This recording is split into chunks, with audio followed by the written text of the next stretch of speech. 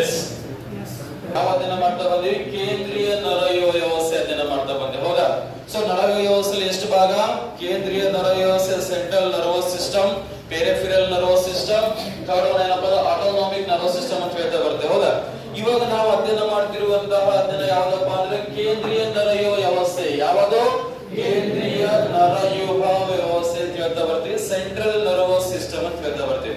Sir, ಇದು central nervous system ಎಲ್ಲಿ ಬರ್ತದ, ಏನ್ ಕಾರ್ಯನಿರ್ವಹಣೆ ಮಾಡ್ತದೆ ಅಂತ ನಾವು ಅಧ್ಯಯನ ಮಾಡ್ತಾ ಬಂದಾಗ ನಮ್ಮ ದೇಹದಲ್ಲಿ ಸರ್ ಈ ಕಡೆ ಬಂದು ಕ್ಲಾಸ್ ಮಾಡ್ತೀವಿ ಸರ್. ನಮ್ಮ ಕ್ಲಾಸ್ ಇಂಪಾರ್ಟೆಂಟ್ ಅಲ್ಲಿ ನಿಮಗೆ ವಿಡಿಯೋ ಇಂಪಾರ್ಟೆಂಟ್ ಅಲ್ಲ, ಹೌದಾ? ಎಸ್, ಆಮೇಲೆ ಆಫ್ಟರ್.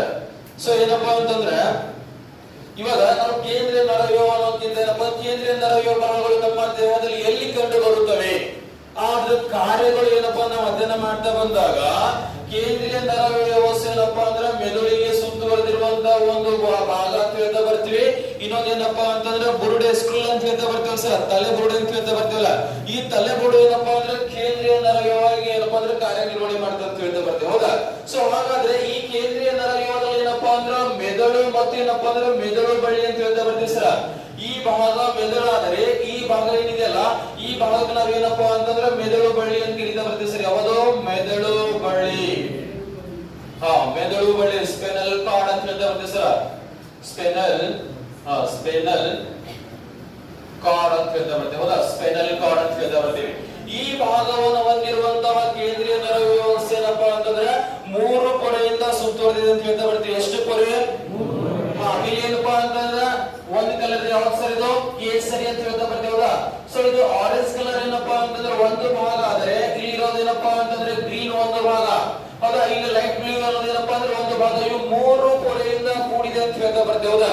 ಸೊ ಹಾಗಾದ್ರೆ ಕೇಂದ್ರೀಯ ನರವ್ಯೂಹ ಏನಪ್ಪಾ ಅಂದ್ರೆ 3 ಪೊರೆಯಿಂದ ಕೂಡಿದೆ. ಆ 3 ಪೊರೆಗಳಿಗೆ ಅಥವಾ 3 ಪದರಗಳಿಗೆ ನಾವು ಏನಂತ ಕರೀತಾ ಬರ್ತೀವಪ್ಪ ಅಂತಂದ್ರೆ ಮೆನಂಜಸ್ ಅಂತ ಕರೀತಾ ಬರ್ತೀವಿ ಸರ್. ಏನು? ಮೆನಂಜಸ್ ಅಂತ ಕರೀತಾ ಬರ್ತೀವಿ, ಹೌದಾ? ಸೊ ಆ ಮೆನಂಜಸ್ ಅಂತ ಕರೀತಾ ಬರ್ತೀವಿ. ಈ ಒಂದೊಂದು ಪೊರೆಗಳಿಗೆ ನಾವೇನಪ್ಪಾ ಅಂತಂದ್ರೆ ಡಿಎಪಿ ಅಂತ ಕರೀತಾ ಬರ್ತೀವಿ ಸರ್. ಏನು? ಡಿಎಪಿ, ಹೌದಾ? ಸೊ ಡಿಎಪಿ ಅಂತಂದ್ರ ಡ್ಯೂರಾಮೀಟರ್, ಡ್ಯೂರೋಮೀಟರ್ ಅಂತ ಹೇಳ್ತಾ ಬರ್ತೀವಿ ಸರ್. ಯಾವುದು? ಡ್ಯೂರಾಮೀಟರ್. ಡ್ಯೂರಾಮೀಟರ್ ಮತ್ತೇನಪ್ಪಾ ಅಂದ್ರೆ ಅರ್ಥನಾಡೋಮೀಟರ್ ಮತ್ತೇನಪ್ಪಾ ಅಂದ್ರೆ ಪಾಯಿಮೀಟರ್ ಅಂತ ಹೇಳ್ತಾ ಬರ್ತೀವಿ ಸರ್. ಯಾವುದು? ಪಾಯಿಮೀಟರ್ ಅಂತ ಹೇಳ್ತಾ ಬರ್ತೀವಿ. ಇವು 3 ಏನಪ್ಪಾ ಅಂತಂದ್ರೆ ಅತ್ಯಂತ ಹೊರಗಿರುವಂತ ಒಂದು ಭಾಗ ಯಾವ್ದಪ್ಪ ಅಂತಂದ್ರೆ ಡ್ಯೂರೋಮೀಟರ್ ಅಂತ ಹೇಳ್ತಾ ಬರ್ತೀವಿ. ಇದು ಮಧ್ಯದಲ್ಲಿ ಕಂಡು ಬರುವಂತ ಭಾಗದಪ್ಪ ಅಂದ್ರೆ ಅರ್ಥನಾಡೋಮೀಟರ್ ಅಂತ ಹೇಳ್ತಾ ಬರ್ತೀವಿ. ಇದು ಒಳಗಿನ ಭಾಗ ಏನಪ್ಪಾ ಅಂತಂದ್ರೆ ಮೆದುಳಿಗೆ ಸುತ್ತುವರೆದಿರುವಂತ ಭಾಗ ಮತ್ತು ಏನಪ್ಪಾ ಅಂದ್ರೆ ಕೇಂದ್ರೀಯ ನರವ್ಯೂಹದ ಏನಪ್ಪಾ ಮೊದಲಿನ ಪೊರೆ ಯಾವ್ದಪ್ಪ ಅಂತಂದ್ರೆ ಪಾಯಿಮೀಟರ್ ಅಂತ ಹೇಳ್ತಾ ಬರ್ತೀವಿ, ಹೌದಾ? ಸೊ ಈ ಪಾಯಿಮೀಟರ್ ಏನಪ್ಪಾ ಅಂದ್ರೆ ಇದೇನಪ್ಪಾ ಅಂದ್ರೆ ಮೆನಂಜಸ್ ಅನ್ನೋದೇನಪ್ಪಾ ಅಂದ್ರೆ ಒಂದು ಭಾಗ ಇದೆಯಲ್ಲ, ಕೇಂದ್ರೀಯ ನರವ್ಯೂಹದಲ್ಲಿ ಏನಪ್ಪಾ ಅಂದ್ರೆ ಅದು ಒಂದು ದ್ರವ ರೂಪದ ವಸ್ತು ಹೊಂದಿರ್ತಾವ ಸರ್. ಯಾವುದು? ಈ 3 ಪೊರೆಗಳೇನಪ್ಪಾ ಅಂದ್ರೆ ಒಂದು ದ್ರವ ರೂಪದ ವಸ್ತು ಹೊಂದಿರುತ್ತವೆ. ಅದನ್ನ ನಾವೇನಂದಪ್ಪ